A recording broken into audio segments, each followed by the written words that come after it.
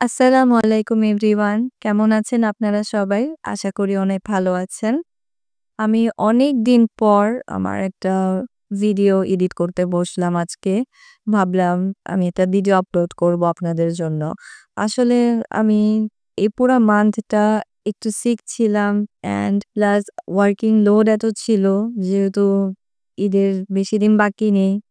ঈদের ছুটিও চলে আসছে অ্যান্ড গভর্নমেন্ট রুলস অনুযায়ী আমরা স্যাটারডে গুলোতেও অফিস করেছি। তো আমি অনেক বেশি টায়ার্ড দেন এত সিক নিয়ে কাজ করা।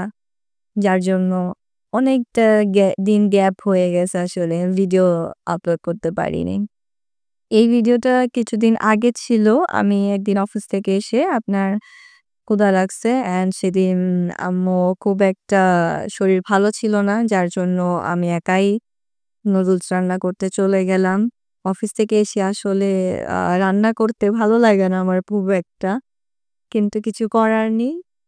আম্মু আর কতই বা করবে। কারণ আমরা সবাই মানুষ, তাই না? যাকগে দেন মনে সাহস নিয়ে একদম আমি বলি, "না, আজকে যেতেই হবে লিরা। যাও, গিয়ে রান্না করো। দেন খাও।" তো এভাবে করে আমি গিয়ে রান্না করলাম। বাট আমার আম্মু আমাকে এর মধ্যেও হেল্প করছে। আ মানে সবজিগুলো কেটে দিল। মানে সবকিছু আমাকে বলে দিছে কিভাবে কি। অ্যান্ড আমি এই নুডলসটা যেভাবে রান্না করি এটা চাইনিজদের মতোই হয়। সো এই তো এভাবেই বানিয়ে নিচ্ছি। অ্যান্ড নুডলসটা আমি মনে করি আসলে যার স্পেশাল একটা রেসিপি থাকে। মানে আমরা যে যার মতো করে রেসিপি ফলো করে নুডলসটা রান্না করি।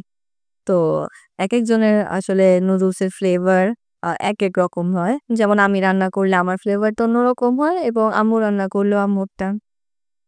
দেন আমার ভয়েসটাও আসলে খুব একটা সুবিধার না। কারণ সবার আগে আমার গলাটা বসে গিয়েছিল। ঠান্ডা লাগার সাথে সাথেই। যতটা না ঠান্ডা লাগছে তার চেয়ে বেশি আমার মানে গলা বসে গেছিল। যার জন্য আমি মানে ভয়েস দিতেও ভয় লাগতেছিল। অ্যান্ড আশেপাশে সবার সাথে কথা বলতে একটু আনকমফোর্টেবলই ফিল হচ্ছিল।